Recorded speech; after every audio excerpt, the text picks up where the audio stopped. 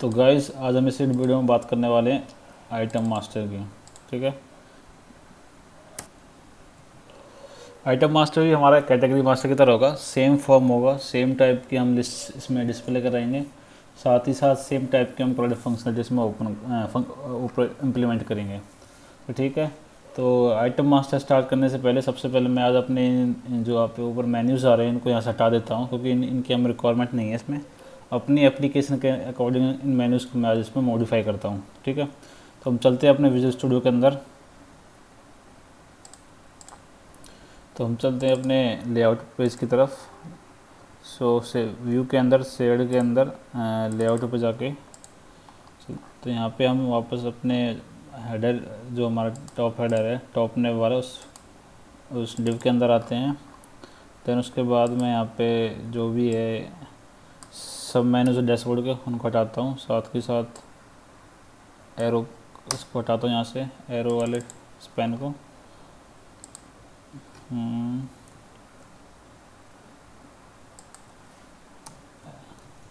Arrow वाले span को हटा दिया। इसके बाद देन मैं इसमें अपना यूआरएल पास करता हूँ डैशबोर्ड का। तो डैशबोर्ड का यूआरएल का हमारा होम पेज पे इंडेक्स, सो होम कंट्रोलर सबसे पहले होगा यहाँ पे, होम कंट्रोलर पे इंडेक्स नाम का व्यू होगा हमारा। ठीक है, उसके बाद एक बार चेक कर लेते हैं, उससे पहले हम इसको अपना कि हमारा जो इम्प्लीमेंटेशन हो रही है नहीं हो रही इसमें। यहाँ पे डैशबोर्ड पे अभी हमारे यहाँ पर सब मेनूज़ आ रहे हैं इसके अंदर, डैशबोर्ड के अंदर। एंड देन हमारे यहाँ पे अब कोई भी यहाँ पे सब मेन्यूज आ रहा है, लेकिन हमारे यहाँ पे थोड़ा सा ड्रॉप डाउन आ रहा है, इसको थोड़ा इम्प्लीमेंट करना है हमें। अगर मैं यहाँ से कैटेगरी पे जाता हूँ वापस, देन वापस डैशबोर्ड पे आता हूँ, तो हमारी फंक्शनलिटी जो है इम्प्लीमेंट हो रही है। ठीक है, देखो जो हमारी फंक्शनलिटी है सही तरीके से, हमारा जो नेविगेशन बार है वो काम कर रहा है। सो उसके बाद मैं इस डिव को भी हटा देता हूँ यहाँ से, जिससे कि हमारे ठीक है, इसको हटाने के बाद हमारा जो ये है ड्रॉप डाउन वाली जो CSS से हट जाएगी, यहाँ से डिव जो आ रहा था हमारा ये हट जाएगा, देखो। ठीक है, उसके बाद मैं चलता हूँ यहाँ पे अपने UI एलिमेंट में। UI एलिमेंट को नाम देता हूँ मैं अपना मास्टर्स। ठीक है, मास्टर में नाम देता हूँ, और उसके अंदर जितनी भी ये हैं इन सबको हटा देता हूँ। इसको हटा दिया यहाँ से, और साथ के साथ मैंने इसको भी हटा दिया, इसको हटा देता हूँ यहाँ से। सो इसको जो है अगर मैं देखें यहाँ पे हम वापस आके, UI मास्टर होगा, लेकिन हमारे पास इसका ज़्यादा स्पेस आ रहा है। इस स्पेस को भी हमें यहाँ से रिमूव करना है। जो स्पेस आ रहा है इतना नहीं आना चाहिए, हमें इस टाइप से दिखाना है इस मेनू को, मास्टर मेनू को हमें ऐप वाले मेनू की तरह दिखाना है। तो हमें क्या करना होगा, ऐप वाला जो मेनू है हमारा, उसका नाम क्या है यहाँ पे, ऐप्स। तो नीचे हम इसमें ऐप्स में आते हैं। ये हो गया हमारा मास्टर्स के बाद होगा ऐप्स। ठीक है, इसमें आने के बाद हमें यहाँ से कॉपी कर लेना है। ठीक है, कॉपी करने के बाद वापस से हम अपने मास्टर वाले मेनू में चलते हैं। तो उसको यहाँ से डिलीट मारते हैं और इसमें ऐप्स वाले मेनू को कॉपी कर लेते हैं। उसके बाद जो रखना है हमें उसको हम यहाँ पे ऐड कर देते हैं, अदरवाइज सबको हम डिलीट मार देते हैं इसके अंदर से। सो उसके यहाँ से चलते हैं, यहाँ से बेसिक, देन दिस, उसके बाद इसे भी यहाँ से controller master never drop down. ठीक है, इन सारे यहाँ से डिप्स को हम हटा देते हैं और यहाँ पे डाल दे रहे हैं कैलेंडर की जगह कैटेगरी। ठीक है, एक बार वापस से अपने डैशबोर्ड पर आते हैं और चेक करते हैं कि हमारा जो इम्प्लीमेंटेशन है वो सही हुई नहीं हुई। सो देखो हमारे जो जो जिस टाइप का हमें यहाँ पे ड्रॉप डाउन चाहिए था उस टाइप का यहाँ पे ड्रॉप डाउन आ रहा है यहाँ पे। ठीक है, सो हम बाकी इसको हटा देते हैं, बाकी जितने मेन्यूज हैं उनको जल्दी जल्दी से हटा देता हूँ मैं।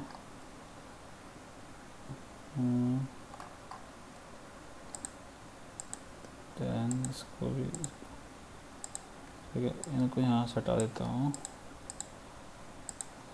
कट, और सबसे नीचे जाके यहाँ पे इसको पेस्ट कर देता हूँ, कंट्रोल के सी, यहाँ पे इसको पेस्ट कर देता हूँ। तो जब हमें फ्यूचर में इसकी रिक्वायरमेंट होगी तो हम यहाँ से उसका डिज़ाइन उठा लेंगे। इतना करने के बाद मैं यहाँ पे डालता हूँ सेकंड जो हमारा आइटम होगा, मास्टर होगा, वो होगा आइटम्स, ठीक है। फिलहाल थर्ड वाले को हटा देते हैं यहाँ से, स्कोर, इसको भी इसके यूआरएल को हटा देते हैं। देन कैटेगरी वाले यूआरएल में मैं डालता हूँ मास्टर, सेम इसका जो हमारा यूआरएल होगा उसको डाल देता हूँ। सो इसमें होम की जगह होगा मास्टर, एंड इसकी जगह कैटेगरी होगा, कैटेगरी की जगह कैटेगरी होगा, ठीक है। इतना होने के बाद मैं इसको भी फ़िलहाल यहाँ से हटा देता हूँ।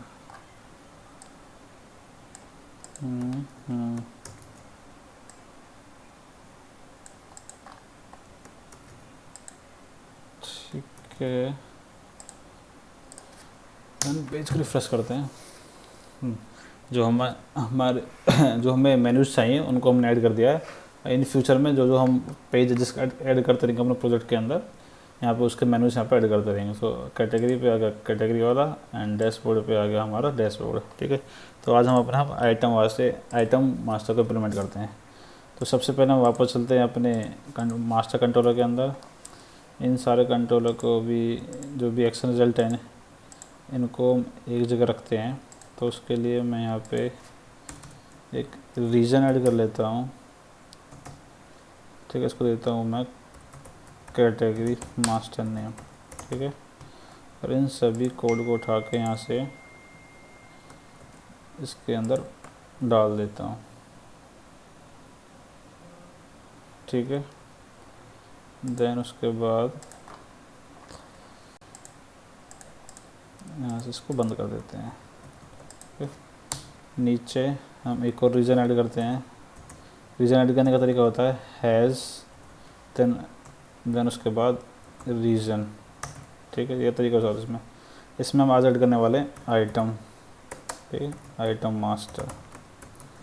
सबसे पहले हम आइटम मास्टर का एक फंक्शन ऐड करेंगे, एक एक्शन रिजल्ट ऐड करेंगे कंट्रोलर के अंदर। तो उसको करने का तरीका होता है पब्लिक एक्शन रिजल्ट, इसका नाम हो गया आइटम, देन रिटर्न व्यू, ठीक है, देन रिटर्न व्यू। उसके बाद यहाँ पे क्या होगा, एक्शन रिजल्ट होगा, ना कि एक्शन होगा, एक्शन रिजल्ट, ठीक है। उसके बाद इसका व्यू ऐड करते हैं। यहाँ पे राइट क्लिक करते हैं ब्रेसेस के अंदर, then add view, MVC5 view, MVC5 उसके बाद ऐड करते हैं।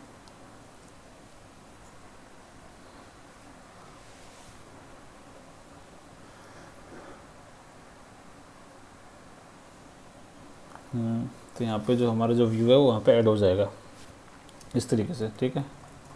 सो व्यू को चेक करने के लिए हम, तो व्यू को ऐड चेक करने के लिए हम वापस अपने प्रोजेक्ट को रन करते हैं, या फिर सबसे पहले बिल्ड बनाते हैं, Ctrl+Shift+B, या फिर बिल्ड में जाके बिल्ड सॉल्यूशन करते हैं। देन उसके बाद आप यहाँ पे या तो आप IIS एक्सप्रेस पे क्लिक कर सकते हैं, या फिर आप Ctrl+F5 शॉर्टकट का यूज़ कर सकते हैं।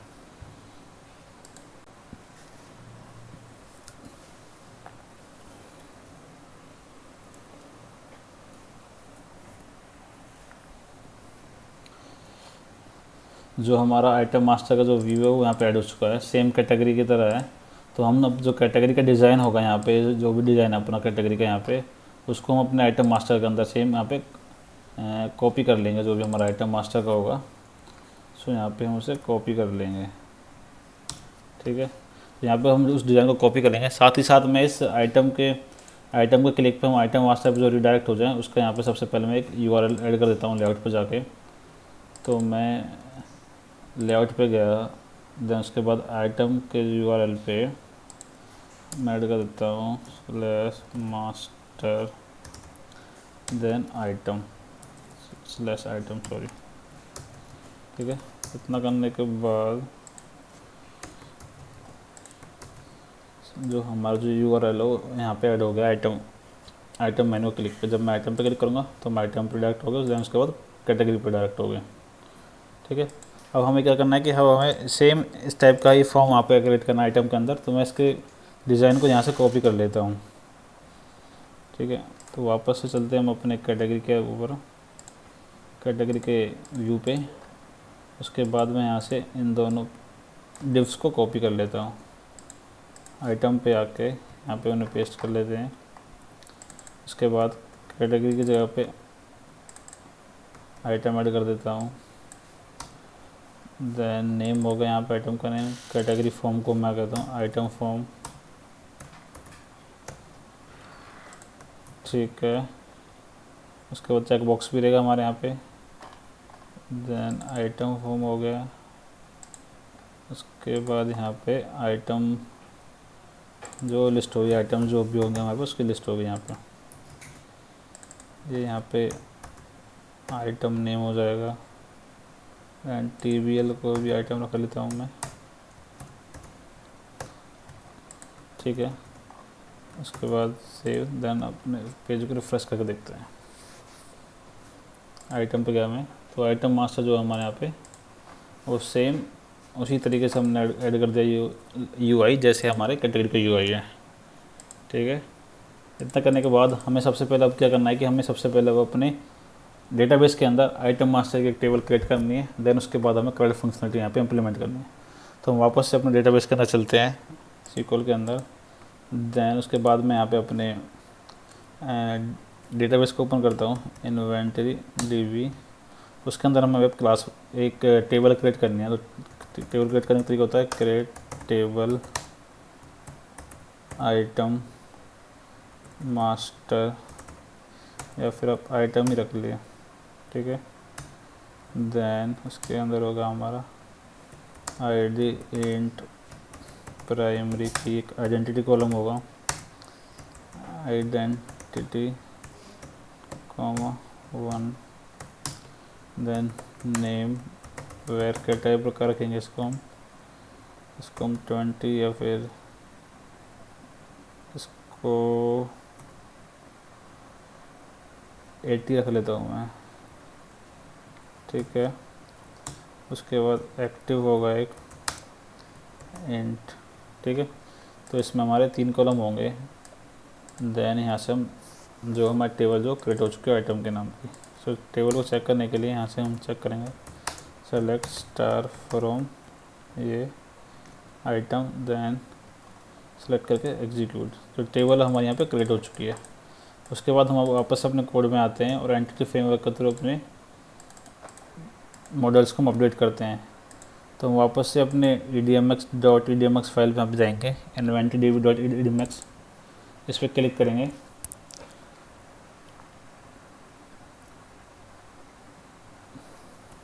ठीक है, क्लिक करने के बाद हम वहाँ पे अपने इस पेज पे कहीं पे भी राइट क्लिक करेंगे। राइट क्लिक करने के बाद हम यहाँ पे ऑप्शन सेलेक्ट करेंगे अपने अपडेट मॉडल फ्रॉम डेटाबेस। इतना करने के बाद हमने नई टेबल क्रिएट करी है तो हम ऐड सेक्शन में जाएंगे। अदरवाइज हमने अगर कोई टेबल के अंदर कोई कॉलम ऐड किया है तो हम रिफ्रेश सेक्शन में जाते हैं, या फिर जब हम कोई भी एग्जिस्टिंग टेबल में कोई भी चेंजेस करते हैं तो उस केस में हम रिफ्रेश सेक्शन में जाते हैं। कोई टेबल नहीं ऐड किए तो हम ऐड सेक्शन में जाते हैं।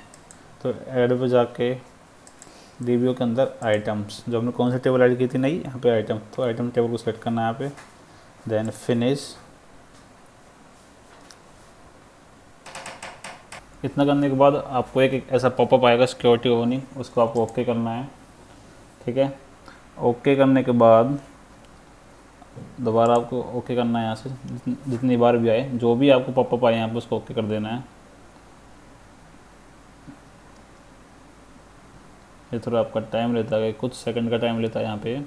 देन सेव ऑल पे क्लिक करना है, ओके अगेन। ठीक है,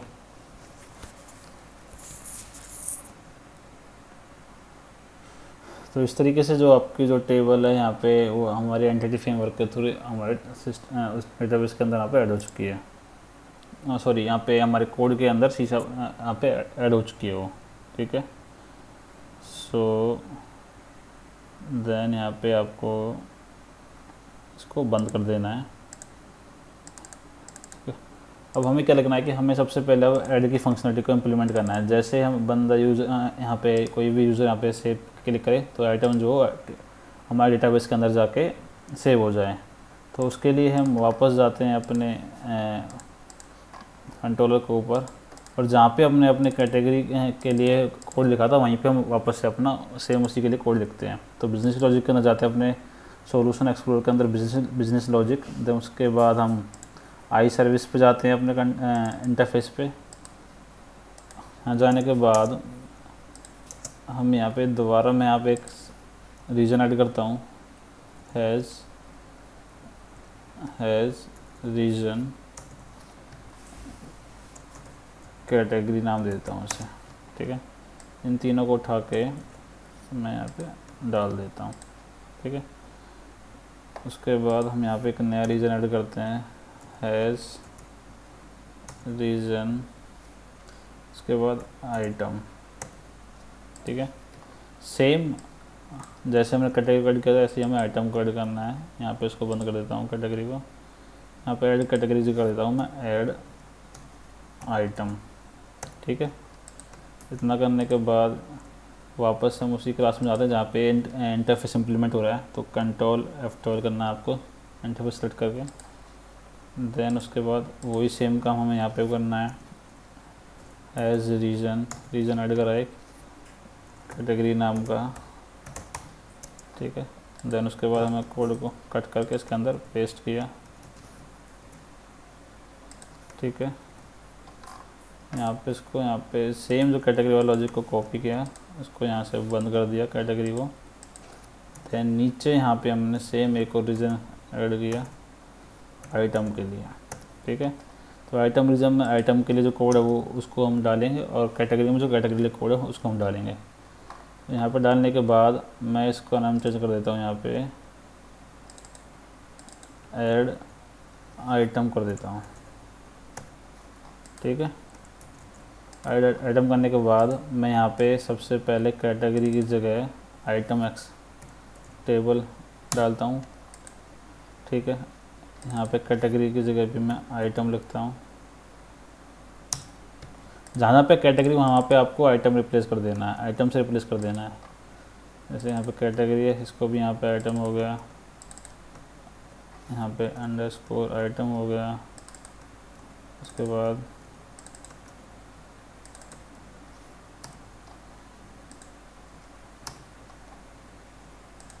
ठीक है, जहाँ जहाँ पे कैटेगरी वहाँ पे आपको उसे आइटम से रिप्लेस कर देना है।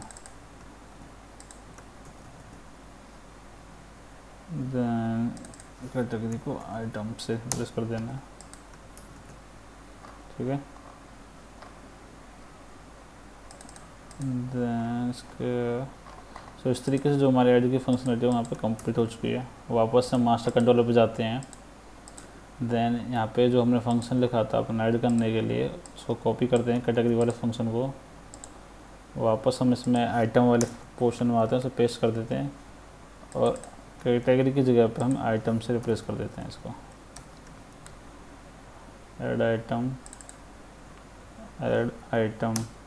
ठीक है, इतना करने के बाद हम वापस अपने व्यू पे चलते हैं, item.cshtml पे, और जो भी हमने यहाँ पे कोड लिखा था नीचे अपना आइटम को ऐड करने का कैटेगरी पे, सॉरी कैटेगरी को ऐड करने का कैटेगरी.cshtml पेज पे कैटेगरी वाले व्यू पे, उसको आपने यहाँ से कॉपी करना है।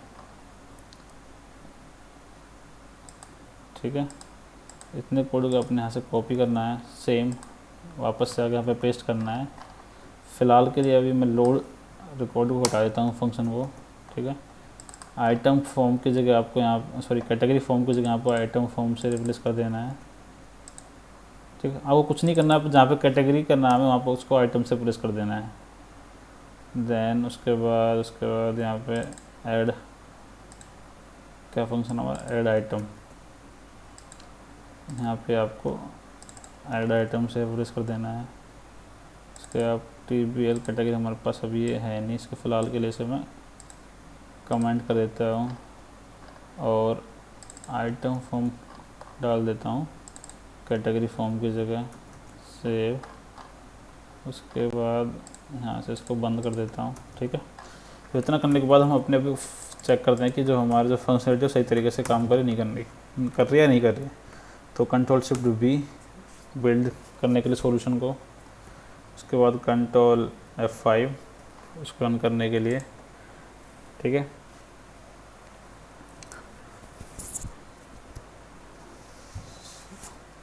अब हमें यहाँ पे आइटम ऐड करना है, तो आइटम मैं ऐड कर देता हूँ यहाँ पे डेमो, ठीक है। इसे मैं फ़िलहाल एक्टिव रखता हूँ, ठीक।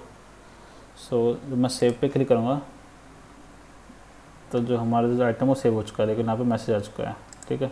अभी फ़िलहाल हमने यहाँ पे अपनी लिस्ट की फंक्शनलिटी को इम्प्लीमेंट नहीं किया आइटम के लिए। सो हम डेटाबेस में जाके चेक करते हैं कि जो हमारा आइटम है वो ऐड हुआ है या नहीं हुआ।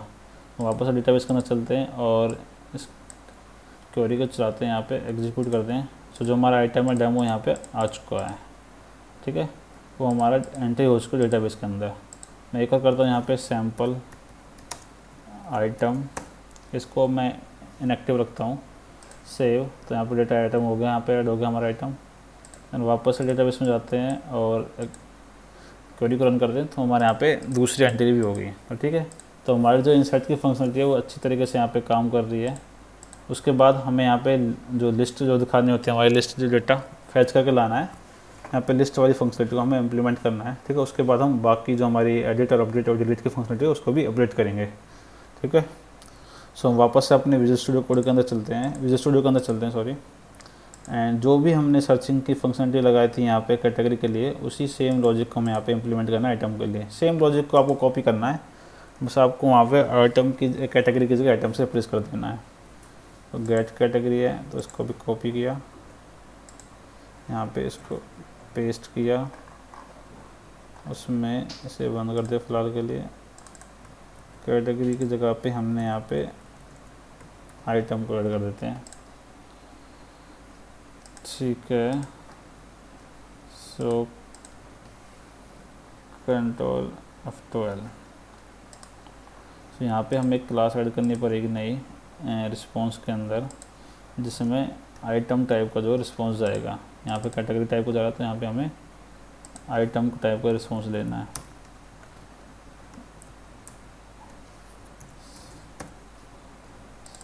सो यहाँ पे आइटम टाइप का जो रिस्पॉन्स जाएगा, ठीक है। तो यहाँ पे हमें डाल दिया आइटम रिस्पॉन्स क्लास।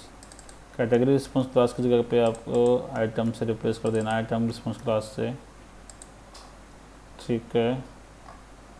देन जहाँ पे कैटेगरी है वहाँ पे आपको आइटम से रिप्लेस कर देना। ऐसे कैटेगरी यहाँ पे यूज़ हो रही है, यहाँ पे कैटेगरी टेबल, उसको अपने आइटम से कर देना है। बाकी जो लॉजिक है वो सेम रहेगा, बस आपको टेबल का नेम यहाँ पे चेंज करना है, ठीक है। इतना करने के बाद आपको वापस से अपने इंटरफेस पे जाना है, ठीक है। तो वापस हम अपने इंटरफेस पे चलते हैं। यहाँ पे हमें गेट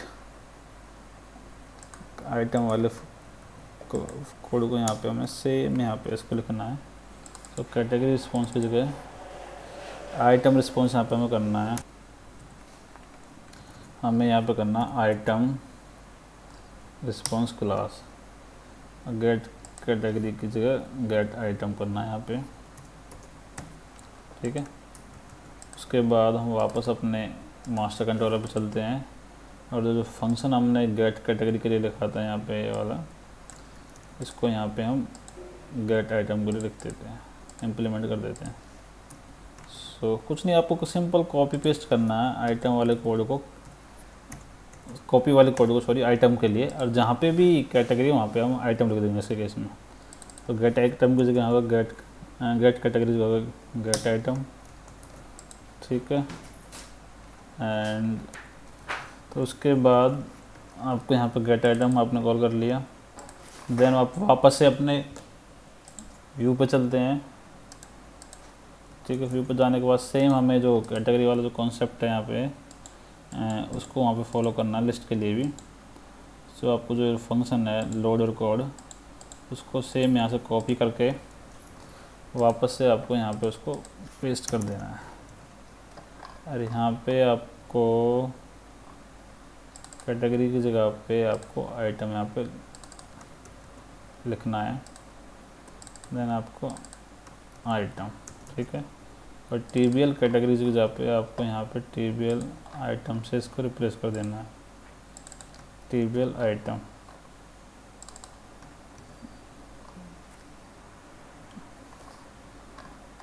TBL आइटम, ठीक है।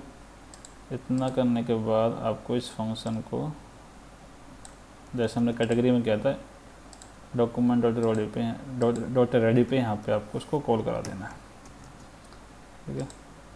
इतना करने के बाद जो हमारी जो लिस्ट की जो फंक्शनलिटी है वहाँ पे इम्प्लीमेंट हो जाएगी।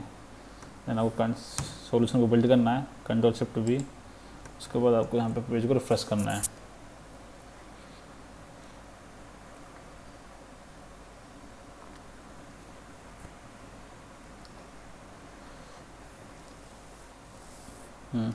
देख सकते हो जो हमारी जो यहाँ पे जो लिस्ट है वो आ चुकी है आइटम्स की। अगर मैं यहाँ पे एक नया आइटम ऐड करता हूँ जैसे टेस्ट 121, इसको मैं एक्टिव रखता हूँ इसको मैं सेव।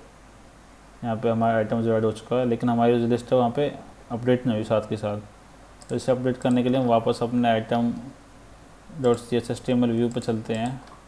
उसके बाद मैं आकर इस चीज़ को यहाँ पे अनकमेंट कर देता हूँ एंड TBL कैटेगरी की जगह पे यहाँ पे मैं TBL आइटम डाल देता हूँ,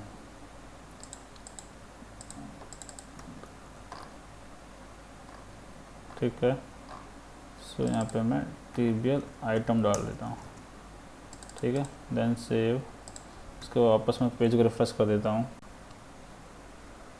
ठीक है। उसके बाद मैं एक और यहाँ पे कैटेगरी यहाँ पे ऐड करता हूँ, जैसे हो गई आइटम हो गया iPhone 11, ठीक है। तो इसको मैं इनएक्टिव रखता हूँ, इसको सेव करता हूँ और साथ ही साथ में हमें चेक करना है कि हमारी जो टेबल है वो रिफ्रेश हो रही है नहीं हो रही है ऐड करने में। सेव, जो हमारी टेबल है वो रिफ्रेश भी होगी और मैसेज भी साथ के साथ जो यहाँ पे आ गया। तो हमारी इस तरीके से हमने सर्च की फंक्शनलिटी भी जो इम्प्लीमेंट कर दी है यहाँ पे, सॉरी लिस्टिंग की भी फंक्शनलिटी इम्प्लीमेंट करती है और सर्चिंग की फंक्शनलिटी भी हमारी यहाँ पे अच्छी तरीके से काम कर रही है, ठीक है। आप देख सकते हो यहाँ पे हमारी जो फंक्शनलिटी अच्छी तरीके से यहाँ पे काम कर रही है। उसके बाद हमें एडिट और यहाँ पे डिलीट की फंक्शनलिटी को यहाँ पे इम्प्लीमेंट करना है, एडिट डिलीट और अपडेट की को सेम जैसे हमने उसमें कैटेगरी में किया था वही आपको यहाँ पे आइटम में करना है। उसके लिए वापस से अपने पेज पे चलते हैं, हम कैटेगरी वाले व्यू पे चलते हैं, सेम इस लास्ट वाले स्क्रिप्ट को कॉपी करते हैं, आइटम पे आके इसको पेस्ट करते हैं। पेस्ट करने के बाद आपको जहाँ जहाँ पे TBL कैटेगरी वहाँ पे आपको TBL आइटम डाल देना है, ठीक है। जैसे हमने लिस्ट और ऐड की फंक्शनलिटी में किया था वहाँ पे आपको वही करना है आपको इस केस में भी। तो TBL कैटेगरी में आपको TBL item close TBL item, then ठीक है। अब हमने जो अपडेट और डिलीट के लिए कोड लिखा था अब उसे यहाँ पे वापस से लिखते हैं। तो वापस से अपने इंटरफेस पे चलते हैं, देन आपको डिलीट कैटेगरी वाले कोड को कॉपी करते हैं, उसके बाद उसको यहाँ पे इसको पेस्ट करते हैं आइटम के अंदर। सो डिलीट आइटम उसका नाम रखते हैं हम, ठीक है। यहाँ पे इसका नाम हमने डिलीट आइटम रख दिया, ठीक है। सो वापस से हम अपने क्लास के अंदर चलते हैं जिसको इम्प्लीमेंट कर रही है। यहाँ पे वापस देन हम डिलीट कैटेगरी को कॉपी करते हैं, इसको डिलीट आइटम के अंदर रखते हैं। नेम को हम यहाँ से कॉपी करते हैं जिस नाम को हमने इंटरफेस के अंदर फंक्शन बनाया, उसको इससे रिप्लेस करते हैं। उसके बाद यहाँ पे हम अपनी आइटम रखते हैं, टेबल का नाम आइटम, यहाँ पे भी आइटम, यहाँ पे आइटम्स हो गया। देन यहाँ पे हमने इसकी फंक्शनलिटी भी इम्प्लीमेंट हो गई। वापस अपने मास्टर कंट्रोलर पे आते हैं और डिलीट वाले कोड को यहाँ से उठा के कैटेगरी को आइटम वाले रीजन के अंदर यहाँ पे पेस्ट कर देते हैं। डिलीट की जगह पर मैं यहाँ पे आइटम डाल देता हूँ, देन डिलीट आइटम, ठीक है। इसको कॉपी करा और वापस से अपने व्यू पे जाना हमें, आइटम व्यू पे, एंड यहाँ पे हमने डिलीट कैटेगरी की जगह पे डिलीट आइटम रख दिया और टीबीएल कैटेगरी की जगह पे हमने यहाँ पे टीबीएल टेबल रख दिया। सो दिस टीबीएल कैटेगरी टेबल रख दिया और कैटेगरी फॉर्म की जगह पे जो भी हमारे आइटम का फॉर्म है वो रख दिया। आइटम फॉर्म का जो भी फॉर्म है, आइटम फॉर्म की जो आईडी है वो यहाँ पे पेस्ट करनी है हमें। So item form, table item form,